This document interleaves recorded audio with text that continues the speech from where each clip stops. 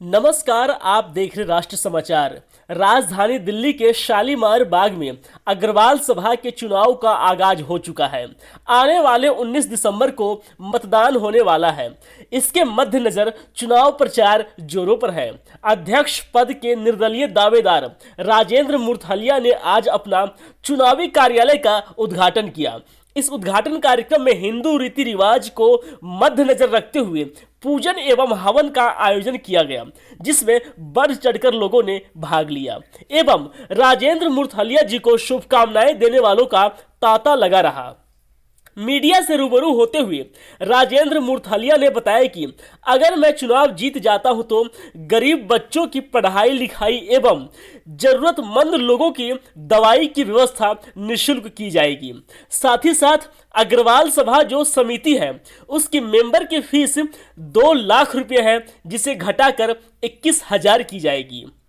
राजेंद्र मूर्थलिया पहले भी कई सामाजिक कार्यों से जुड़े हुए हैं, जिसमें अग्रवाल वैश्य वेलफेयर ट्रस्ट के चेयरमैन पद पर हैं और ओम शिव निष्काम सेवा समिति के अध्यक्ष पद पर हैं।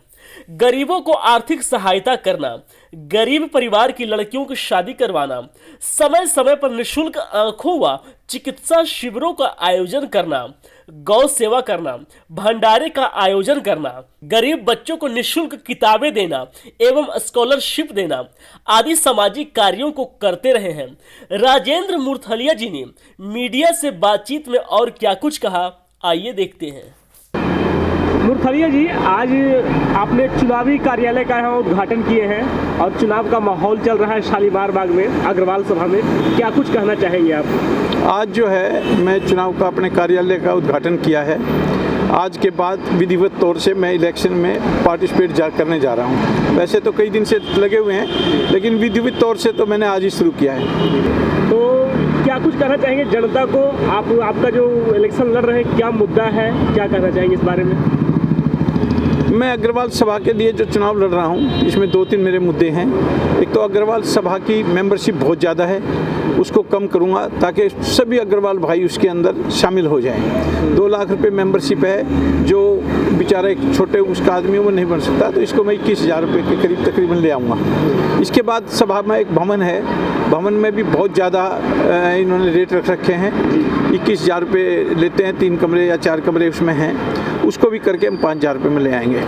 इसके बाद जो अग्रवाल भाई यहाँ पे हैं, चारों तरफ मतलब फैले हुए हैं, उनको सबको इकट्ठा करूँगा।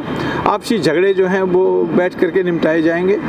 और इसके साथ साथ मैं जैसे पहले भी कार्य करता रहा हूँ, गरीब बच्चियों की शादी, मेडिकल कैंप लगाना, ये सभी इस संस्था के माध्यम से मैं ज़ोर शोर से और करूँगा। जैसा कि कितने वोट हैं आपके इस सभा में? इसमें 1400 वोट हैं। और कैंडिडेट कितने हैं? कैंडिडेट तो प्रधान के तो अभी हम 2 ही हैं, तीसरे का एक कोर्ट में केस है, उसका पता नहीं आज फैसला है, क्या होगा क्या नहीं ये नहीं पता। लेकिन असली बात यह है 900 वोट शालीमार बाग के हैं, 400 वोट शालीमार बाग से बाहर के हैं। 900 वोट जो यहाँ पे हैं, उस 900 वोट में से सिर्फ 500 साढ़े 500 घरों के वोट हैं। एक्चुअल में तो 500 ही वोट हुए, 900 वोट तो गिनती के हैं, लेकिन 500 घरों के वोट हैं।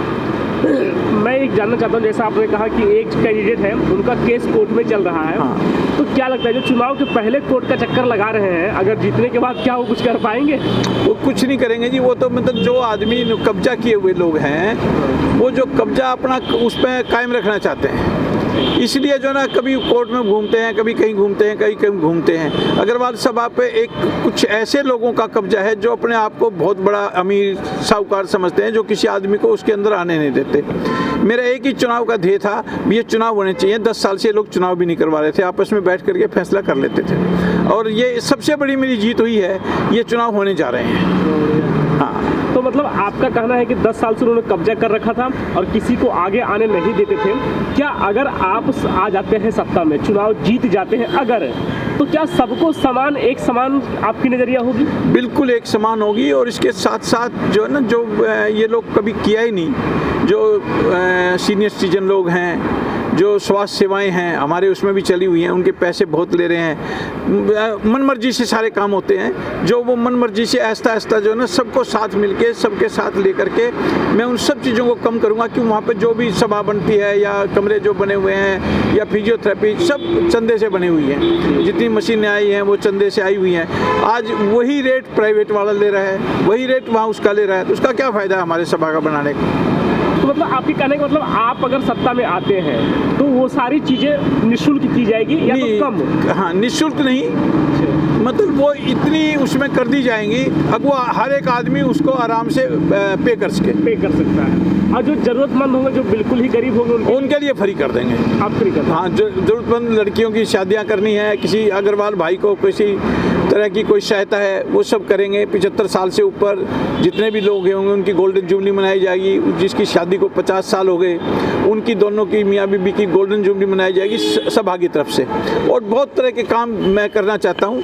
अगर मैं इसमें जीतता हूँ तो सभा का एक रूप ही अलग कर दूँगा। लास्ट सवाल आपसे, शालीमार बाग की जितनी भी जनता है जो आपको देख रहे हैं या आपके जो वोटर हैं आप समाज के, उनको क्या मैसेज देना चाहेंगे? मैं यही मैसेज देना चाहता हूँ, किसी भी यार दोस्त या आपसी संबंध में या रिश्तेदारी में ना पढ़ करके आप मुझे वोट दें और मुझे ज़्यादा से ज़्यादा वोट से जिताएं। जीतने के बाद मैं आपको दिखाऊंगा कि प्रधान की वो करने में और दूसरे आदमी आते हैं तो उसमें क्या क्या कर सकते हैं जो आज तक इस सभा में नहीं हुआ। उस सभा को मैं 4 चांद लगा करके ऊपर ले जाऊंगा।